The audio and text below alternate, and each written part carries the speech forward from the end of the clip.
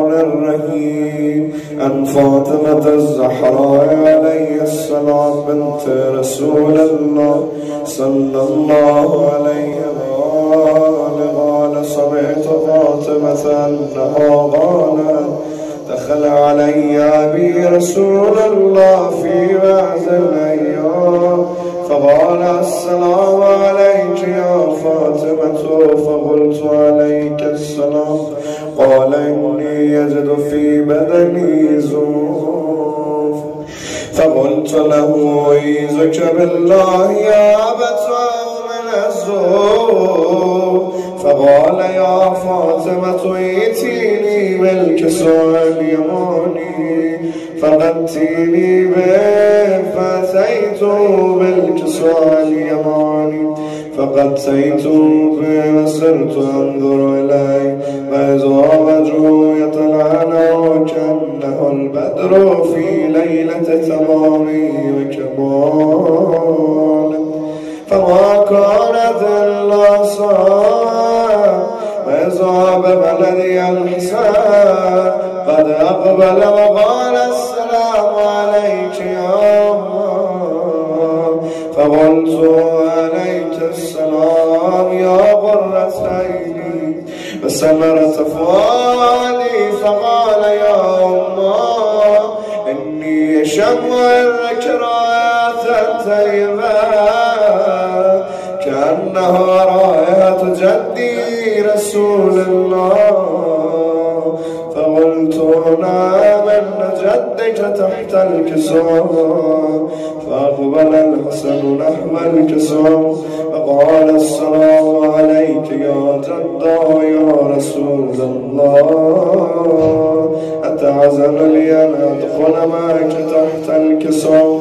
فقال وعليك السلام يا ولدي ويا صاحب حوزي قد عزمت لك فدخل معه تحت الكسوة فما كانت إلا ساعة وإذا ببلدي الحسين قد أقبل فقال السلام عليك يا أمه فقلت عليك السلام يا ولدي ويا غرة عيني وسمرة فؤادي فقال لي يا الله إني أشم عندك راية طيبة كأنها راية جدي رسول الله فقلت نعم إن جدك وأخاك تحت الكساء فدنا الحسين نحو الكساء قال السلام عليك يا جدة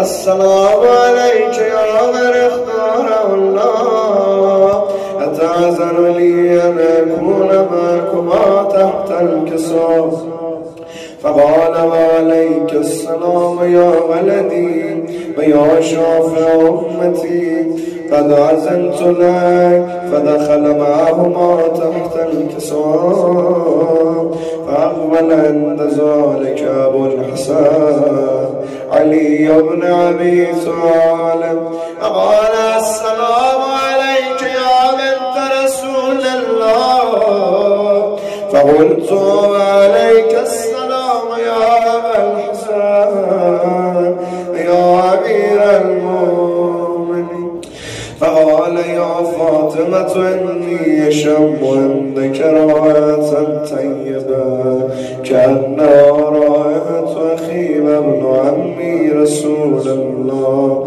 فقلت نعمها وما بلديك تحت الكساء فأقبل علي نحو الكساء فقال السلام عليك يا رسول الله أتعزل لي أن أكون معكم تحت الكساء قال له عليك السلام يا أخي ويا وسيم وخليفتي وصاحب لوائي قد عزمت لك فدخل علي تحت الكساء ثم أتيت نحو الكساء فقلت السلام عليك يا أبتاه يا رسول الله أتأذن لي أن أكون معكم تحت الكساء؟ فقال عليك السلام يا بنتي يا بزعتي قد عزمت لك. فدخلت تحت الكساء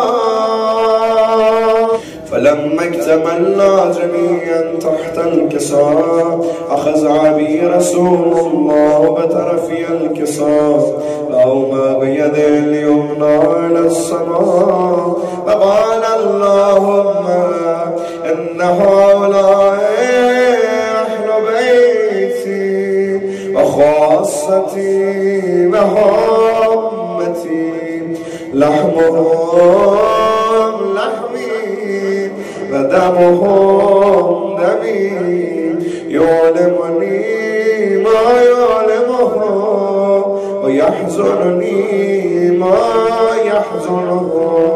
أنا حرب لمن حاربه وسلم لمن سالمه وعدو لمن عاداه ومحب لمن أحبه.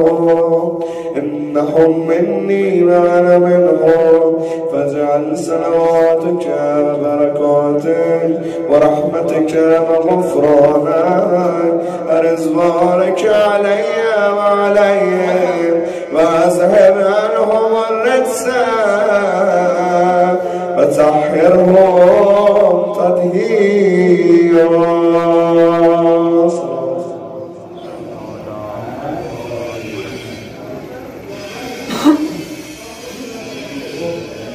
فقال الله عز وجل يا ملائكتي ويا سكان سماواتي إني ما خلقت سماء مبنيا ولا أرضا مدهيا ولا قمرا منيرا ولا شمسا مضيئا ولا فلكا يدور ولا بحرا يجري ولا فلكا يسري إلا في محبة هؤلاء الخمسة الذين هم تحت الكساء.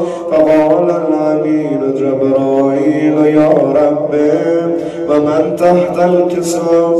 فقال عز وجل هم أهل بيت النبوة ومعدن الرسالة هم فاطمة وأبوها وبالها وبنوها. فقال جبرائيل يا رب أتأذن لي أن أحبط إلى الأرض لأكون معهم سادسا؟ فقال الله نعم قد عزمت لك. فحبط الأمين جبرائيل فقال السلام عليك يا رسول الله. أنا علي أعلى يغرقك الصلاة ويخصك التحية والإكرام ويقول لك وعزتي وجلالي إني ما خلقت سماء مبنيا ولا أرضا مدهيا ولا قمرا منيرا ولا شمسا مضيئا ولا فلكا يدور ولا بحرا يجري ولا فلكا يسري إلا لأجلكم ومحبتكم.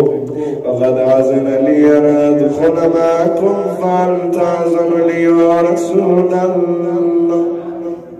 فقال رسول الله وعليك السلام يا أمين وحي الله إنه نعم قد عزمت لك.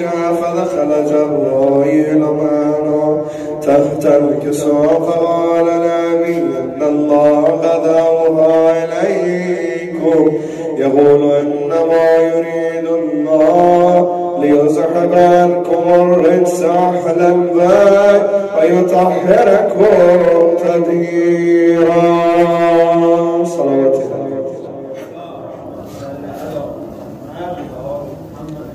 فقال علي النبي يا رسول الله أخبرني ما لجلوس ما هذا تحت الكسوة من الفضل عند الله. فقال النبي والذي بعثني بالحق نبيا اصطفاني بالرسالة نجيا.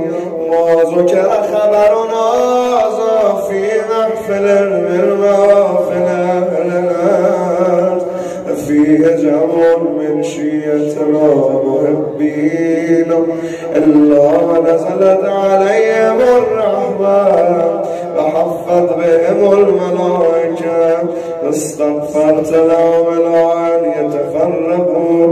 فقال علي إذن الله فزنا فاز شيعتنا ربهم الكعبة.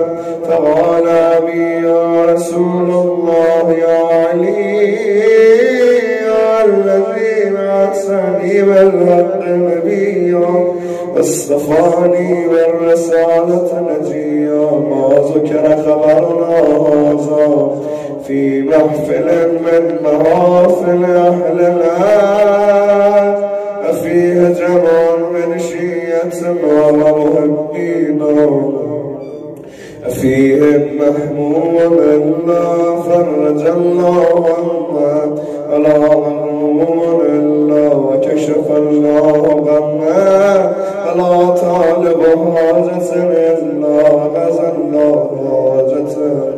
فقال علي إذن والله فزنا وسعدنا وكذلك شيعتنا فازوا اسعدوا في الدنيا والآخرة